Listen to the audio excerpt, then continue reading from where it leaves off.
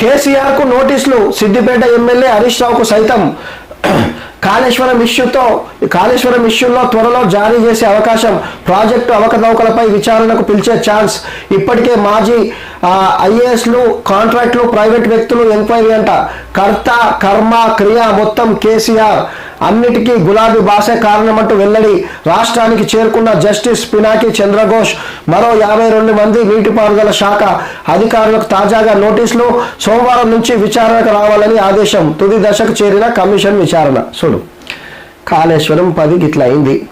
1,00,000 కోట్లు ఏమైనాయో చూసుకోరు. ఇక ఏది సుందిల్లా, అదేంది మేడిగడ్డ, సుందిల్లా, ఇంకోటి అది ఉంది కదా అది.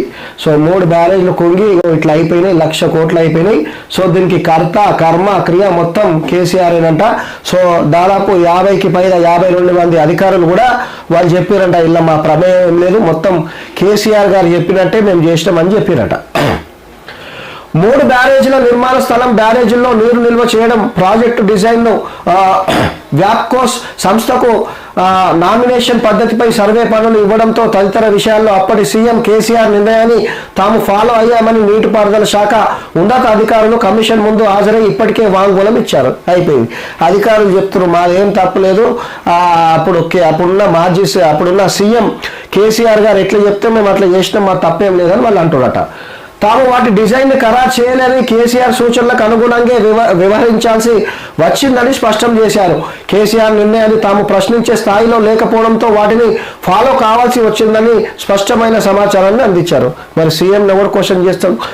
ఎమ్మెల్యేలను, మంత్రులనే కేసీఆర్ గారు కలవకపోతుండే.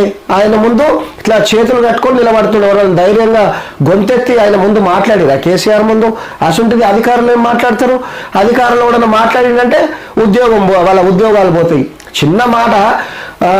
సో ఫస్ట్ నుంచి కేసీఆర్ గారు వెంట ఉన్న ఈటెల రాజేందర్ గారే ఏదో ఒక మాట, చిన్న మాట ఏదో అన్నందుకే సో ఆయన పైన లేనిపోని అభియోగాలు చేసి ఆయన పార్టీలకు వెళ్ళి బయటికి పంపించాడు. అసంటే ఒక మంత్రిని అసంటది ఈ ఉద్యోగాలు వాళ్ళు కొంచెమన్నా గొంతెత్తి ఏదన్నా సారు ఇట్లా కాదు అట్లా అంటే ఉంటుందా? అట్లా వ్యాప్కోస్ తయారు చేసిన కాళేశ్వరం డిపిఆర్నే ప్రభుత్వం ఆమోదించిందని, కేసీఆర్ దానికి అనుమతిస్తూ సంతకం చేశారని తెలిపారు. నిర్మాణం చేపట్టే క్రమంలో అన్నారం, సుందిల్లా బ్యారేజ్ల నిర్మాణం ప్రదేశాలను మార్చారని వెల్లడించారు. తాము సూచించినట్టు కాకుండా సుయస్ గేట్ల సైజు, బ్యారేజ్ల ప్రధాన గేట్లు సైజును తగ్గించారని కమిషన్ విచారణలో పేర్కొన్నారు. అందుకే ఇంజనీర్లు చేసే పని ఇంజనీర్లు చేయాలి, రాజకీయ నాయకులు చేసే పని రాజకీయ నాయకులు చేయాలి. కాళేశ్వరం ప్రాజెక్టు విచారణలో భాగంగా బీఆర్ఎస్ పార్టీ అధినేత మాజీ ముఖ్యమంత్రి కేసీఆర్ కి త్వరలో నోటీసులు జారీ కానున్నట్టు తెలుస్తున్నది. ఆయనతో పాటు గత ప్రభుత్వంలో నీటిపారుదల శాఖ మంత్రిగా చేసిన హరీష్ రావుకు సైతం నోటీసులు ఇవ్వనున్నట్టు సమాచారం.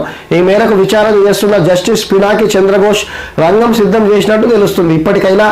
ఇప్పటికే పలువురు మాజీ ఐఏఎస్ అధికారులు, కాంట్రాక్టులు, ప్రైవేట్ వ్యక్తులను విచారించిన చంద్రఘోష్ నీటిపారుదల శాఖకు చెందిన మరో 52 మంది అధికారులకు శుక్రవారం నోటీసులు జారీ చేశారు. సోమవారం నుంచి విచారణకు హాజరు కావాలని ఆదేశించారు. గురువారమే ఆయన రాష్ట్రానికి చేరుకున్నారు.